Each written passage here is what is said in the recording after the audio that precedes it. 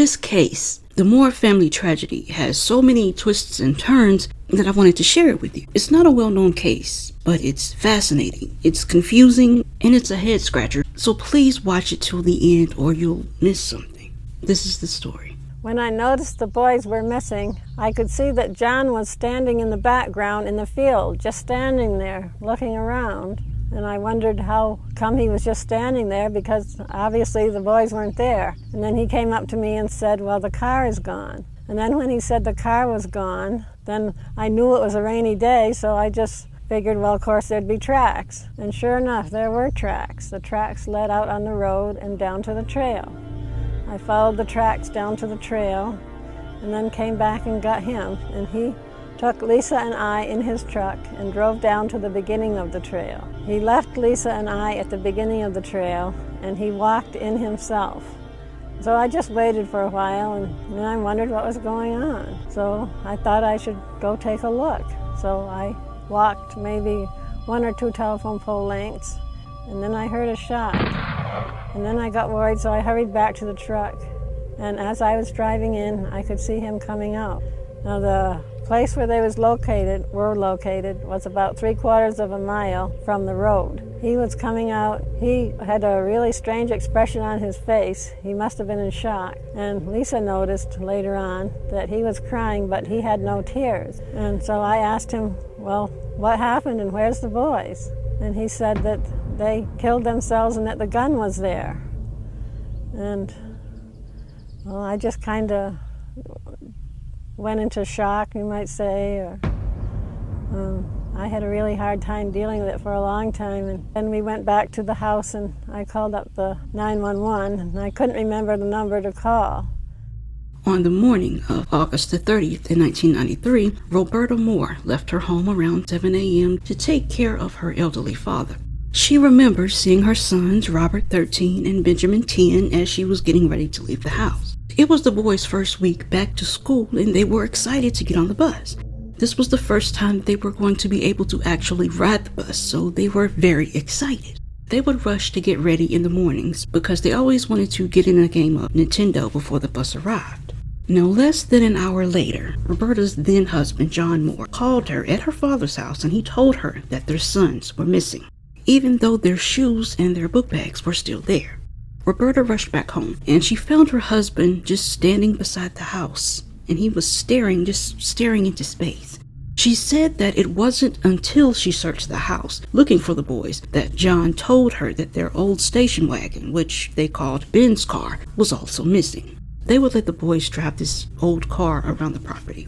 Roberta said that before she could even call 911 at 8:25 a.m., John was already talking about cremating the boys. Then I went upstairs into their room because I thought it was suicide. I thought I'd look and see if they left any kind of a note or something. And that's when I found that picture of that safe among some other things that Robert had drawn up in his room. And I went through all his stuff and looked carefully, and we never found anything other than that there. I wondered what it was for a long time, but it was a picture of a big tall building, and on this building there was a safe. And this safe fell off this building and crushed somebody. And underneath the safe, there's a body that's crushed, and you can see that he made blood. And then from the body, there's a happy spirit rising. And on the top of the picture, it says, ha, ha, ha. So Robert says, if you're already dead, then you're safe. Now let's talk about the crime scene. When Robert was found, his feet were at least a foot underneath the back of the station wagon, and Ben's feet were close to Robert's. Neither of them were wearing any shoes or socks, even though it was cool and it was wet outside. Their feet were dirty, they were scratched up and covered in leaves. Their hands were also scratched and covered in leaves, and they had dirt in their fingernails. A long rifle was found between Ben's legs. One of the officers referred to the scene as an obscene sight. Ben was wearing his school clothes, but Robert was wearing the same clothes that he had worn the day before. The first responder, his name was Neil Edward Holmes, and he said that when he first arrived at the scene, his impression was that it was staged. It looked like a training drill.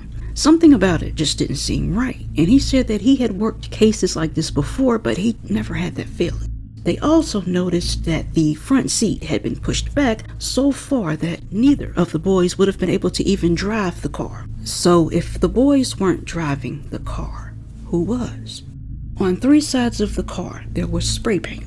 On the right side, it said the best car Ben will ever own. On the left side, it said Ben's bomb, and on the back, it said Ben's car.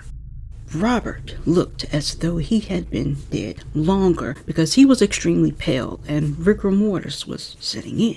He also had bruises and abrasions that were consistent with a fall or a hard blow to the head. He had a large purple bruise on the left side of his forehead, and around the bruise were small scratches and abrasions. He also had brown bruises on his right knee, his lower leg, and his foot. His left lower leg had purple bruises, and so did his elbow. Roberta said he got the bruises on his legs from his father. She saw him kick Robert, but she didn't intervene, and John was very abusive to her and the other children. Now this part is really weird. You know, when something like this happens, people will crowd around to see what's going on. Okay, well, as the police were telling people to leave, they realized that there was one guy in the crowd that they didn't recognize. This was a small town, so the cops knew everybody that was out there. So Officer Mike Roberts asked first responder Neil Holmes who the man was. It was their father, John Moore. He had been standing there emotionless without saying a word, so that was weird. So Officer Roberts was told to question him. He actually questioned them both, and he mentioned how calm they were. He was expecting at least for the mother to be hysterical, but she only had a monotonous tone. They both went back to work the next day. They had a logging business. She was also seen with her father laughing in a hardware store, and people were sickened by her behavior. When they would question her about it, she just said that she was in pain, but life had to go on and that she had other responsibilities. When they were asked for the clothing that they had on that fateful morning, they hesitated, and Officer Roberts left the home with a bad feeling. A man who lived nearby told a reporter that he had heard a gunshot either that night or early in the morning, but detectives never even bothered to question him. Now, remember me saying that before Roberta could even call 911, John was talking about cremating the boys? Okay, well, Roberta also said this. Only 12 minutes after calling 911, he called a funeral home and arranged to have their sons cremated 4 days later because it was the cheapest way to bury them. So which was it? Was it before you called 911 or was it 12 minutes after you called 911? After the boys were cremated, Roberta purchased a memorial stone and she buried the ashes in the Ogama Cemetery. John refused to go to the cemetery for the service when the stone was placed there. And Roberta said the ashes in the little white boxes were gray and they looked like wood ashes. The Jehovah Witness religion is very important in this case, so here's a little background on how it affected their family. Roberta left the religion in 1986, and she said that John was beside himself, but he still chose to have the boys' funeral at the Kingdom Hall. Roberta said that it was a terrible funeral with hardly anything said about the boys. Those in attendance, they learned more about the religion than they did the boys. Even though Roberta was no longer a Jehovah's Witness, John made the boys go to the Kingdom Hall, although they didn't want to go, and they found it frightening. Robert and Ben were very unhappy about having to go to the Kingdom Hall, so their father had to figure out a way to bribe them to go. So he bought them a brand new motorcycle, and the deal was that if they'd go to the Kingdom Hall 2 meetings a week for 3 years, then he'd buy them the motorcycle. Well, the boys were just really ecstatic about that, and so he bought the motorcycle, and they were happy for quite a long time. Now, because of their father's religion, they couldn't go on field trips, pledge allegiance to the flag, or be in school programs. Now, John said that because some people were thinking that the boys took their lives because they hated going to school, and some thought it had something to do with the church. So John said that he would take the blame for the deaths of the boys before he would let the church be in any way implicated. And this is where a hatred of school comes in. Roberta wasn't sure why her oldest son disliked school. She would just say that he hated school so much. He said that he would rather die than go back. She said the boys wanted her to homeschool them, but she didn't think that she was good enough. And she also said that she didn't know that it was this important to them, but that she would have tried. But at school, the boys were doing fine. They were well liked and they had friends. They smiled and laughed a lot. They were well behaved, but they were sometimes dirty and their clothing was ill-fitting. There were basically more questions than there were answers. Benjamin had a picture of himself smiling. He is a very talented artist. He is really good in the detail. And he had a picture of him smiling and what he likes and what he doesn't like and what he's going to be when he grows up and what he did in the summer. Then he made another picture, which I still have in my bedroom, of himself smiling. And he's even got his glasses on. And this told me that school wasn't the reason at all, like their father had made me to believe and like I had told the media. But the media kept on bothering and calling, and I didn't know what to say because I didn't know at that time what was really behind it. It was noted, however, that whenever notes were sent home for parent-teacher conferences, they were always ignored. Roberta told Lisa's teacher on her first day of kindergarten that the boys were afraid of their father. She told her how they weren't Jehovah's Witnesses anymore, but that her husband was, and that the boys didn't like going to the Kingdom Hall. In the Watchtower magazine, it was 1993, they had an article about Pompeii. And on the cover, there's a picture of a clock. And it's about 14 minutes before 12. And 12 o'clock is midnight or doomsday. And that's when the world is supposed to end. And so if you delay getting into Jehovah's organization and Armageddon comes, then you'll be like these people in Pompeii. And in this article, he had a map, and it looked an awful lot like of the exact location where the two boys died. And in the map, it goes from Route 13, and then it goes up to Spring Road, and then where the trail goes in, and then there's a little part that says end, and it shows a picture of something. I'm not sure what that picture is. And then, if you look really closely, you'll see where it says me. And in the me, there's the kind of a picture of a car. And right behind the car is a dead body. And then the body is asleep, like the Watchtower people were taught. When you die, you sleep. This guy, James something or other from the Milwaukee Sentinel, told me to look in the kids' Watchtower literature. So this must have happened before. So I looked and I found all these things. They included magazines and this Revelation book that said all these awful things and how the only way you could be saved was to be in that Jehovah's Witness organization, and if you weren't, then you'd be destroyed forever. And sure enough, and I looked at them, and then we looked through the Bible too that they had, and well, Ronald found something very interesting in there, where it said, "Why live by Bible standards?" and Ben had his name put up there. Roberta went along with the investigators' theory that the boys took their own lives at first, because she said that she was in so much pain, the media kept hounding her, and John was so insistent. Once the numbness wore off, she said, she came to her senses and realized that the evidence just didn't point to that, so she decided to hire a private investigator. The boys had apparently found bullets for the guns somewhere else, because allegedly there weren't any in the house. The police took the steering wheel from Ben's car and, of course, the rifle that was found at the scene. It was John's old, single-shot, long-barrel Remington that fired 22 short shells. What the deputies found at the scene were two 22 long shells. Ben's autopsy revealed that he had metal fragments in his head that could not have been caused by a 22 Remington rifle. There were also no such fragments in Robert's head, which means the boys were shot with different guns. When John came out of the woods, he told Roberta that the rifle was lying 10 to 15 feet from the boys' bodies, but the deputies found it lying between Ben's legs. So her private detective discovered that the shell that was in the gun had marks on it that was caused by someone attempting to remove the spent shell with a pair of pliers. There weren't any pliers at the scene. There was only a butter knife. Now, Sheriff Wayne Worsing told her that he sent the knife to the crime lab to be dusted for prints. However, When Roberta looked inside the car at the impound yard, the butter knife was still inside of it. It hadn't been sent to the crime lab at all. The private detective attempted to remove a spent shell from the Remington. Using pliers, it took him about 6 minutes. A female officer that was working along with him couldn't get the spent shell out of the gun, and she just gave up.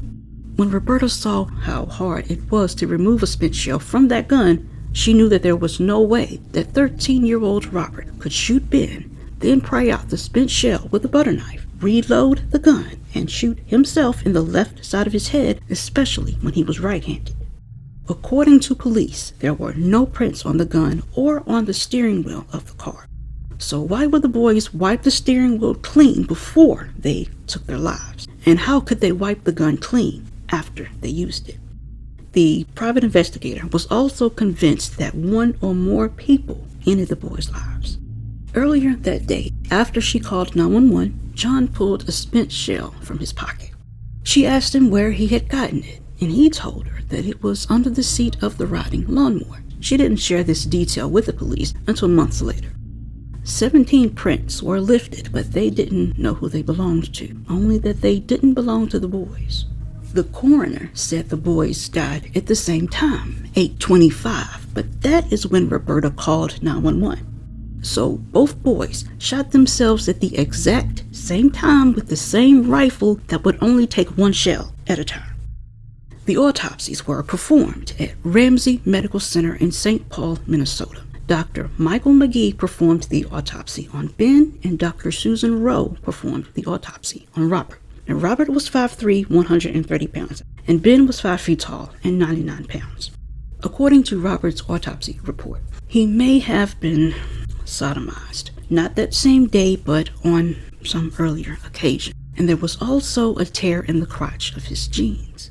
His clothing was covered in dirt, even though he had only had them on for less than 2 hours. He had also had several injuries that could not be explained. There were at least 12. His right upper arm had a large contusion, and there was a large cut on his forearm. The boys' bodies were then, quote-unquote, allegedly sent to Heindel's funeral home in Phillips, Wisconsin, and cremated at Rhinelander Crematorium. Now, when Bill Heindel of Heindel's funeral home informed Roberta that it was illegal to cremate a child without the signatures of both parents, she became suspicious that someone had faked her signature. Now, a friend went with her to the crematorium to inspect their records. She discovered that the crematorium did not have a record of having cremated Ben and Robert. So Roberta said, "I have no idea what we actually buried at that cemetery." The Moore brothers weren't the only people that died on that road during that particular time period. The bodies of one other child who came from the same school as the boys, plus an older man, were found on that same road in about a 2-year interval. And all of those cases were closed as suicides. Now, Roberta said that she might be able to chalk some of this up to poor record keeping if she hadn't found the Real Crimes website and read the story of Greg Messner, who died in Minnesota in 1998. 18-year-old Greg was found by his mother hanging on his closet door. Money was missing from his wallet. I'm going to do a video on Greg Messner because this case is crazy. It's a lot. But even before the coroner came to the scene of Greg Messner, the detective had already made the decision that it was a suicide. His mother knew that wasn't right because his hands were tied behind his back. The parents had to do the work themselves, and they eventually found the killer. And that's just one example of this craziness. Now, like the boys, Greg's autopsy was done at Ramsey Medical Center. The same pathologist, Dr. Michael McGee, who did the autopsy on Ben, did Greg's autopsy. In 2002, Greg's parents had his body exhumed and had a second autopsy performed. The forensic pathologist who supervised Greg's autopsy informed his parents that his organs and his brain were missing and that the cavities had been filled with kitty litter. Roberta said that it would be interesting to know how many other bodies and organs have gone missing after autopsies at the Ramsey Medical Center, and how many graves in Minnesota and Wisconsin contain something other than the remains of the person whose name is on the grave marker. Now get this, 9 years after the boys died, their local newspaper called The Bee did a follow-up on the case. They made an open records request to view the contents of the case file, but the sheriff denied that request. It was a different sheriff. His name was Sheriff Richard Heinkemper. He denied that request, saying that the case had been reopened and was actively being investigated. He said that investigator Mike Roberts had been reviewing the case file for approximately a year, and some physical evidence was currently at the state lab in Wisconsin. Now, Roberta said she got very excited. She said maybe the sheriff's department had finally sent the butter knife to the crime lab, but the sheriff told the Bee that he would let them know the results of the investigation once it was completed. That never happened. Mike Roberts later informed her that the case was never reopened. She said that she could only assume the sheriff gave that story to reporters to block their open records request. Now let's talk about Roberta's sister Linda. She knew a lot. Okay, so in 1986, John pointed a gun at Roberta's sister Linda while he was sitting on the couch. She had left the Jehovah's Witness church, so he couldn't stand her. The police were called, and Roberta filed a restraining order against him, and she moved in with her sister in Connecticut temporarily. Now, this is another thing. Linda also said that she didn't think that the boys would have even driven the car that morning because they were afraid of their father. They weren't supposed to be driving the car at that particular moment. They were supposed to be getting ready for the bus. Also, he would have been able to hear them start the car because it was an old car and it was very loud. Now get this. Later on, John said that Robert looked peaceful, yet Ben was still twitching when he found them. He didn't tell this to the police until a year later. So your son is still alive, and you just left him to die? So when Officer Roberts asked him about this, John got flustered. Then he calmed down and he said, "No way. I think there were bubbles coming out of Ben's mouth." So what do you think? Do you think that John killed his boys because he believed that if you die before Armageddon, you'll be resurrected and saved, but only if their death occurred before they actually left the church? He knew that the boys didn't like going and that they would eventually probably just quit going altogether. So was this his messed up way of, as he saw it, saving them or guaranteeing their spots in heaven? Officer Mike Roberts visited Linda's father by himself without Roberta, and he said that he believed that John drove the boys out to the trail, shot them, and walked through the woods back home. It only took 10 minutes if you went that way. Officer Roberts now knew that more investigation was needed regardless of what his bosses thought. So he questioned Roberta again at her father's house and away from John. He asked her why she and John didn't drive down to the trail if you thought your sons were there. She said John told her that he didn't want to be fined. The trail was used for recreation, but Robert said that he had to struggle to keep a straight face because the trail was always empty on weekday mornings, plus it was raining that day. He also said they would not have been fined even if the officers saw them, even though they rarely ever patrolled the area. We still don't know why Roberta didn't go down the trail on her own, even though she saw those tire tracks. Listen to this clip. This is where she talks about a drawing of Robert's. Inside John's Kingdom Hall bag, I found a couple of pictures that the boys had made in the Kingdom Hall while they were listening to that awful stuff. That was a really mixed up mind. That it really showed torment and fear. I imagine that's exactly how they felt, and hearing about how all these people, including their mother, is going to get killed in this great battle of Armageddon. Several months after the boys died, Roberta, John, and Lisa moved into a new home. They looked at this home the day before the boys died. This house had only 2 bedrooms, so when Roberta was asked about what the living arrangements would have been had the boys lived, she didn't have a clue of how to respond. Then she said that she hadn't even thought about it at the time. She said, "I guess we would have fixed up the porch for them to sleep in." Those poor boys, I feel so sorry for them. In the end, Roberta said that she was confident that there wasn't any foul play and that she was relieved that the boys had taken their lives instead of someone else doing it. Officer Mike Roberts was stuck at this point. The sheriff, the coroner, and the mother wanted the case closed. Roberts said that Roberta was very happy once the case was closed, and he said it was an ominous sign to him. Now, there was a woman named Pat who was looking into writing a book on this case, so she went to talk to Roberta's dad.